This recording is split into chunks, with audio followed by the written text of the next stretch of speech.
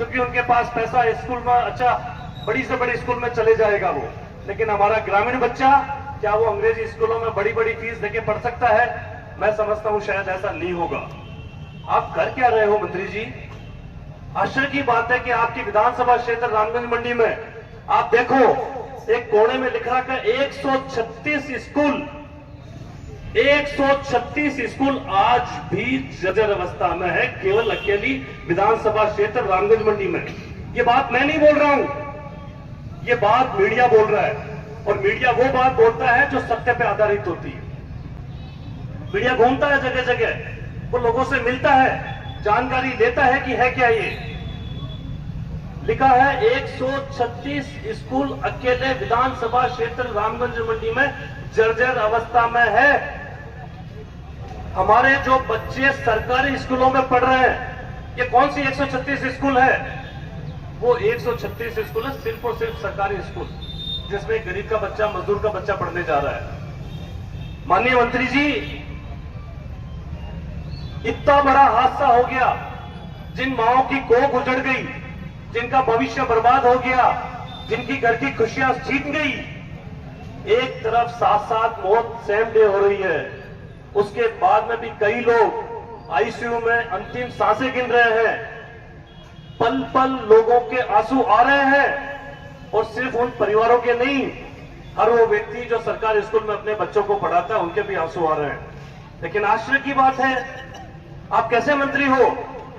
दूसरे दिन आप भरतपुर में जाके ढोल नगाड़ों के साथ में शानदार तरीके से आपका बड़ी बड़ी मालाओं के साथ, ये फोटो देख रहे हो आप, बड़ी बड़ी मालाओं के साथ, ढोल नगाड़ों के साथ आपका स्वागत हो रहा है। क्या बात है, क्या पाया है आपने? ईश्वर ने आपको स्पेशल पता नहीं क्या दिया है ऐसा कि आपके इमोशंस नाम की कोई चीज ही नहीं है। क्यों नहीं है भाई? क्या बात है? आपके घर में आपके बच्चे नहीं है, आपका परिवार नहीं है? क्यों नहीं है? क्या दूसरे का परिवार आपका परिवार नहीं है? अगर आप उनकी हित नहीं देख सकते हो, आप उनके इमोशंस को नहीं समझते हो, अगर आपको उनकी जान की कोई परवाह नहीं है, तो कोई अधिकार नहीं आपको राजस्थान का शिक्षा मंत्री बने रहने का। कोई अधिकार नहीं आपको लोगों की भावनाओं के साथ खिलवाड़ करने का। कोई अधिकार नहीं आपको कि आप इस विधानसभा क्षेत्र रामगंज मंडी में कदम भी रखते हैं। क्या समझ लिया आपने? अगर लोग बोलेंगे नहीं तो आप अपने मनमर्जी से चाहो जो करते रहोगे। ये दूसरी तस्वीर देखो, एक और गरीब से गरीब बच्चे की भी अंत्येष्टि, उसका संस्कार हम आदर के साथ, सम्मान के साथ, हम लकड़ियों में चंदन के साथ करते हैं। एक अमीर का परिवार, उसको चंदन के अभिषेक के साथ में, घी के साथ में, मंत्रोच्चारण के साथ में, और उसको अंत्येष्टि की जाती है। लेकिन एक गरीब परिवार के साथ में प्रशासन का देखो आप क्या सिस्टम है। ये सोई सरकार समझ में नहीं आ रहा क्या कर रही है। इतना सा भी होश नहीं कि हम उन परिवारों को, उन बच्चों को टायर के साथ क्या जला सकते हैं। शर्म आती है इस चीज को, शर्म आती है इस बात की कि आप इस तरीके से छोटी इन्होंने छोटी हरकतें कर सकते हो। जिस परिवार का मंत्री जी जो बच्चा गया है ना, उस परिवार से दुख पूछो उसका होता क्या है। तो उस परिवार की तो खुशियां उजड़ गई, और वो दुख परिवार परसों तक नहीं भूल पाएगा। ऐसा नहीं चलेगा मंत्री जी, ऐसा नहीं चलेगा। इस सद्बुद्धि यज्ञ के माध्यम से आज ये कांग्रेस पार्टी ने सद्बुद्धि यज्ञ किया। ये सद्बुद्धि यज्ञ इसलिए किया ताकि कहीं कहीं हम ये मानते हैं, हम सब पूजा अर्चना करते हैं, जिस भी धर्म का हो, जिस भी समाज का हो, वो ईश्वर को मानता है।